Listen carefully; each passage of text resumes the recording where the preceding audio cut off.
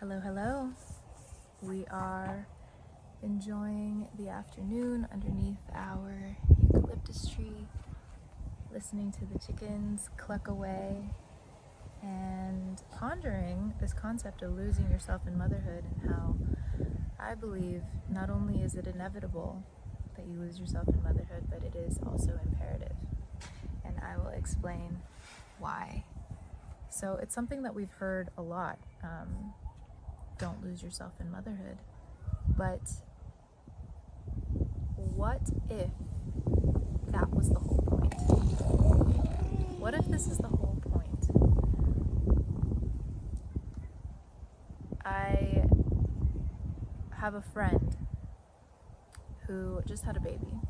But a year ago, we were talking, and she had expressed to me that she just didn't want to lose herself in motherhood. And I want to know exactly what is the self that we are referring to when we go into motherhood or any huge life event. We don't want to lose ourselves. What self is that? And when I think about it, I think it's the self that does things, the self that thinks that she is somebody, the one that is attached to certain ideas and identities about herself. So the one that's invested in the illusion of self. Excuse me. Yeah, the one that's invested in the illusion of self. And what I believe, especially now diving more into my faith, is that we are not what we do. We are not our bodies. We are not even what we are called. So I'm called Gabby, but I am so much more than Gabby. And so are you. But this world, this plane, it teaches us to attach ourselves to ideas. I am a musician. I am an accountant. I am a farmer. I am a mother. And when you become a mother, it's this role that you really can't get away from, because you're bringing new life into this world, and you are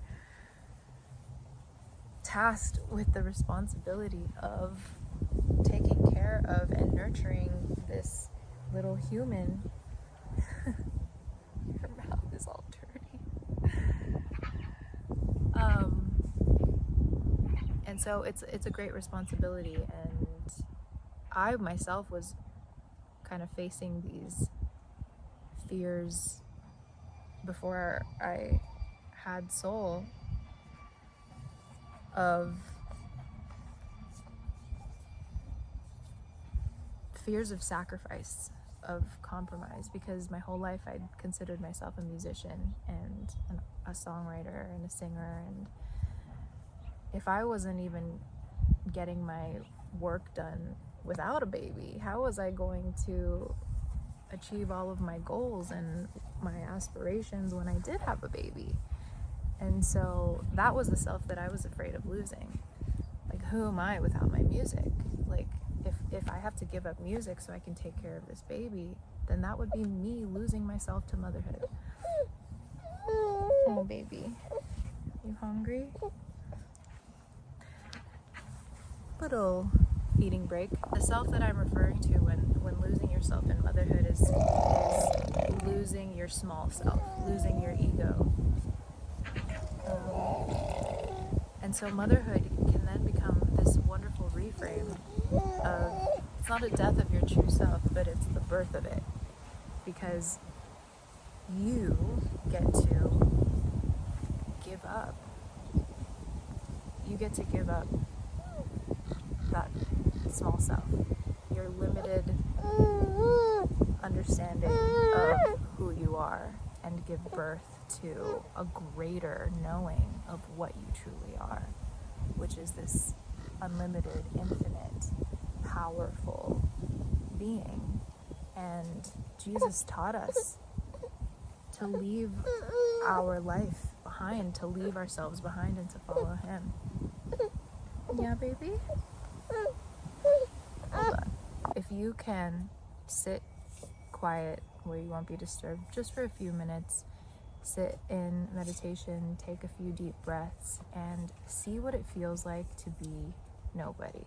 So unattached to what you think you are, who you believe you are, the things that you do, and what would it truly be like to be nobody? Because the things that cause us suffering are the things that we feel we need in order to be somebody.